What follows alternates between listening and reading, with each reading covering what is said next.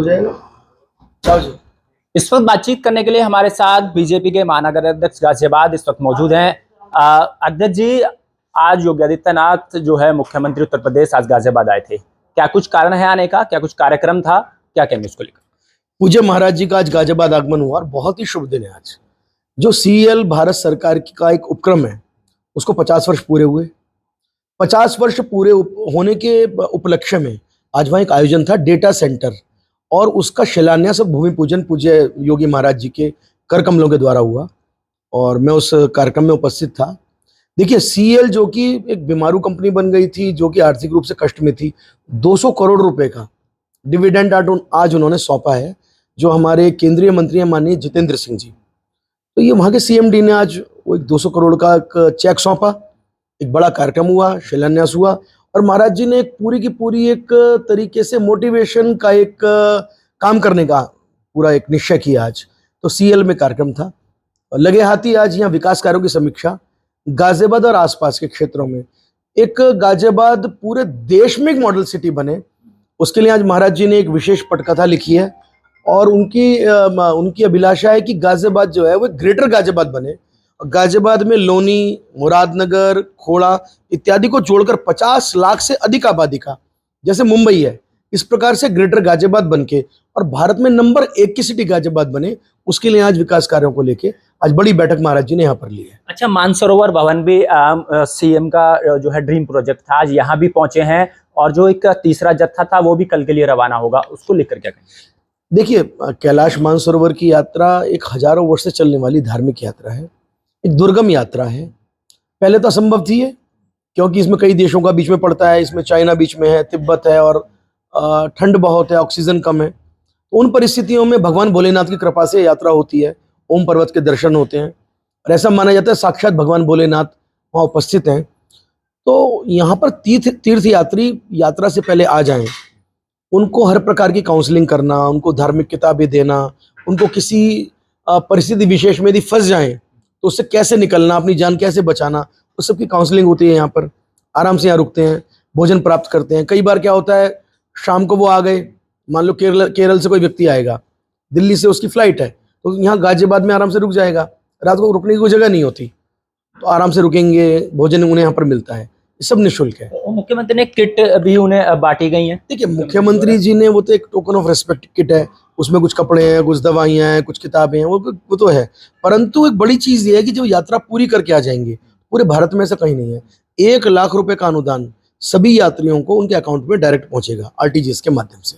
यानी कि वो यात्री जिन्हें 1 लाख रुपए प्राप्त होगा वो उत्तर प्रदेश के ही रहने वाले हैं, या फिर कहीं और कहीं से भी किसी अन्य जनपद? मैं स्पष्ट कर दूं, यदि उत्तर प्रदेश के जो भी निवासी हैं, देखिए उपयोग इसको कोई भी करें, परंतु अनुदान देने का अधिकार उत्तर प्रदेश सरकार का उन्हीं यात्रियों को है जिनका डोमिसाइल अथवा जिनका पैतृक निवास उत्तर प्रदेश है। अगर जो देखिए सुविधाएं की बात करें यात्रियों के लिए, तो किस तरह की सुविधाएं वो भी यहाँ पर दी जा रही है? देखिए, आप स्वयं घूम रहे हैं, ये तो ऐसा सुंदर स्थान बन गया, यात्री यहाँ पर रुकें, भोजन करें, स्नान ध्यान करें, पूजा पाठ करें, बहुत सुंदर शिवालय है, ग्रीन पूरा ट्रैक है, घूमने के लिए पूरी की पूरी जगह है, पूरा व्यायाम करें, कुछ भी करें, जो 5 सितारा होटल में उपलब्ध है वो सब यहाँ मौजूद है। परंतु सात्विक वातावरण है, शराब का सेवन, मांस का सेवन, किसी प्रकार की गलत चीज वो यहाँ नहीं है। एक धार्मिक वातावरण है, भगवान नाम संकीर्तन करो, आनंद लो, भोले भोले करो। अगर जो स्वास्थ्य की बात करें तो मेडिकल के लिए क्या क्या सुविधाएं इनके लिए है? मेडिकल के लिए तो पूरा, भी आपने स्वयं देखा, यहाँ पर पूरा मेडिकल कैंप लग रहा है सरकार के द्वारा, और केवल कैंप नहीं, उनका मेडिकल जांच सारी होंगी, उनका वेट कितना है, उनका ब्लड प्रेशर कैसा है, कोई परेशानी तो नहीं है, कोई गंभीर बीमारी तो नहीं है, रेस्पिरेटरी सिस्टम में कोई प्रॉब्लम तो नहीं है, ऑक्सीजन कम हो जाती है तो ऑक्सीजन इनहेल करने में, उनको एक्सेल करने में दिक्कत ना आ जाए, तो वो सारी उनकी सारी सुविधाएं, सारे उनके चेकअप, सारे परीक्षण, सारे कागज, सब चीजें कंप्लीट यहाँ से होंगी। तो अच्छा जी, किस तरह का फीडबैक अब यात्रियों का आ रहा है, और कितने अब यात्री जाने के लिए लगातार अब यात्रा पर जाएंगे? एक जत्थे में 50 यात्री होंगे, 2 यात्री उसमें सरकारी अधिकारी जो होंगे यात्रा भी करेंगे और इनका ध्यान भी रखेंगे। हर जत्थे में ध्यान दिया जाएगा कि उसमें बच्चे भी हों, उनके माता पिता हों, कुछ बुजुर्ग हों, कुल मिला के वो पूरा का पूरा एक जत्था जो है कंप्लीट हो जाए, जिससे कि सारे बूढ़े भी ना हो, सारे बच्चे भी ना हो। इस प्रकार से पूरा जत्था बन रहा है, 15 जत्थे जाएंगे, एक जत्थे में 50। और फीडबैक की बात करें तो किस तरह का फीडबैक आ रहा है? अब देखिए, कुछ प्रश्न मैं आप पर छोड़ना चाहूंगा, अगर मैं सारी तारीफ मुंह से करूंगा तो आप कहेंगे कि आप अपनी तारीफ स्वयं कर रहे हैं। ईमानदारी की बात है, इतना समाधान है मन में, जीवन में इतना आनंद कभी आया नहीं। क्योंकि जो यात्री है ना, वो खुशी से रो रहे हैं, आप देखिए, गले मिल रहे हैं, मतलब उनके चेहरे आप देखिए, मतलब ब्लश कर रहा है चेहरा उनका। कुल मिलाकर उन्हें सपने में उम्मीद नहीं थी।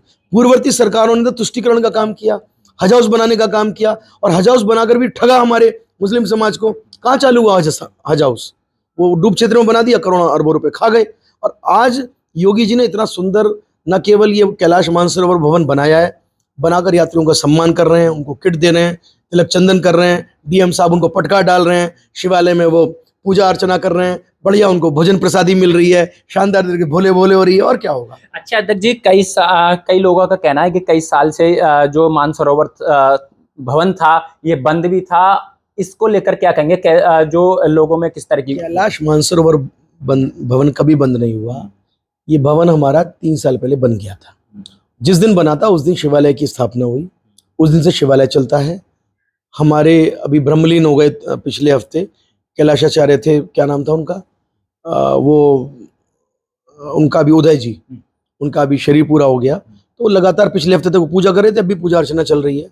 इसके अलावा कोरोना के समय यहाँ बाकायदा पूरे क्षेत्र का सबसे बड़ा हॉस्पिटल, ऑक्सीजन सेंटर और क्वारंटाइन सेंटर वो यहाँ पर चला। समाज के विभिन्न प्रकल्प यहाँ पर चले, ऑडिटोरियम यहाँ पर चला।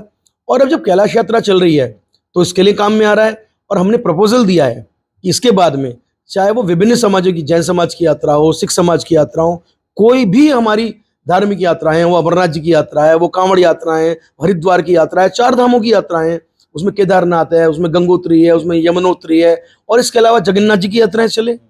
हम तो ये तक कहेंगे कि भाई दिल्ली के अंदर तमाम केंद्र हैं, अब दिल्ली में तो जगह नहीं है, अब गाजियाबाद से सारी यात्राएं दिल्ली के यहाँ से कराओ ना, पर्यटन की यात्राएं, घूमने की यात्राएं। मैं धन्यवाद देना चाहता हूँ माननीय योगी जी का और पर्यटन विभाग का, इस पर वो काम कर रहे हैं। चलिए धन्यवाद। तो आइए थे बीजेपी के महानगर अध्यक्ष मयंक गोयल इस वक्त हमारे साथ मौजूद थे।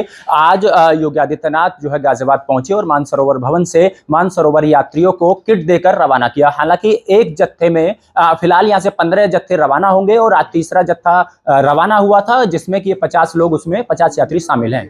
गाजियाबाद से दैनिक भास्कर के लिए सुनील गौतम।